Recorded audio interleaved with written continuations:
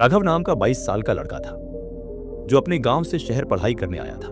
उसके पिता किसान थे और मां घर पर ही रहती थी। राघव बचपन से तेज था, लेकिन उसमें एक कमी थी। उसे लगता था कि जो कुछ भी है वो सिर्फ उसकी वजह से है। कई बार दोस्तों की मदद से असाइनमेंट पूरे करता, लेकिन बाद में सारा क्रेडिट खुद ले लेता। पढ़ाई में अच्छे नंबर लाता, पर मेहनत का बड़ा हिस्सा दूसरों का होता। वो हमेशा सोचता, मेहनत करने से अच्छा है शॉर्टकट निकालना, जिंदगी आसान है, बस चालाक होना चाहिए। कॉलेज में एक बड़ा प्रोजेक्ट कंपटीशन हुआ।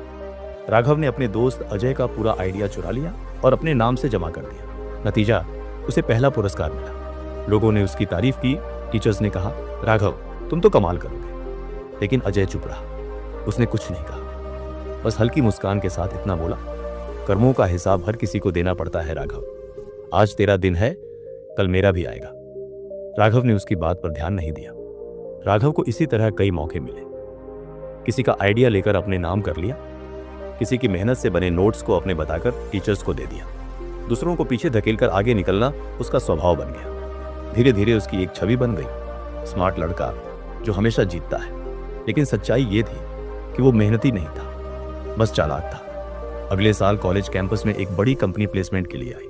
राघव को लगा कि ये तो उसके हाथ की बात है। उसने रिज्यूमे में कई झूठ लिखे, ऐसे प्रोजेक्ट्स जो असल में उसके नहीं थे। इंटरव्यू शुरू हुआ। पहले राउंड में तो उसके बनाए नकली रिज्यूमे ने काम कर दिया, लेकिन जब टेक्निकल राउंड आया और असली सवाल पूछे गए, तब उसकी सच्चाई सामने आने लगी। वो अटकने लगा, झूठ बोलने लगा। इंटरव्यूअर ने मुस्कुराकर कहा, राघव, डिग्री से ज्यादा कर्मों की सच्चाई मायने रखती है। यहाँ चालाकी नहीं, असली मेहनत चाहिए। और उसी वक्त उसे रिजेक्ट कर दिया गया। उसके कई दोस्त प्लेसमेंट में सिलेक्ट हो गए।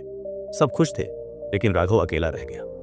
उसी दिन उसे याद आया, अजय की मेहनत चुराई थी, दोस्तों के नोट्स का गलत इस्तेमाल किया था, हमेशा दूसरों की पीठ पर चढ़कर ऊपर आया था। आज जब असली टेस्ट आया तो उसके पास अपनी मेहनत की पूंजी नहीं थी। रात को कमरे में अकेला बैठा था। आईने में खुद को देखा और बोला, क्या यही हूं मैं, दूसरों की मेहनत चुराने वाला? क्या यही है मेरी औकात? उसी वक्त उसे अजय की बात याद आई, कर्मों का हिसाब हर किसी को देना पड़ता है।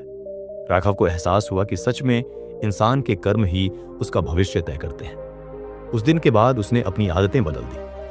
अब वो दूसरों की मदद लेने की बजाय खुद मेहनत करने लगा, दोस्तों की सफलता पर खुश होने लगा और अपनी असफलताओं से सीखने लगा। अगले साल फिर से प्लेसमेंट हुआ। इस बार उसके पास असली मेहनत थी, असली प्रोजेक्ट्स थे। इंटरव्यू में उसने आत्मविश्वास से हर सवाल का जवाब दिया और आखिरकार उसे एक अच्छी कंपनी में जॉब मिल गई। जब ऑफर लेटर हाथ में आया तो उसने सबसे पहले अजय को फोन किया और बोला, तू सही कहता था अजय, कर्मों का फल जरूर मिलता है।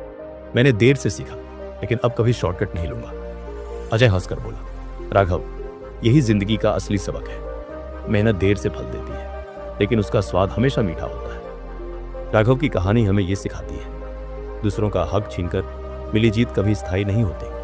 कर्मों का फल देर सवेर जरूर मिलता है। इंसान के कर्म ही उसकी असली पहचान बनाते हैं।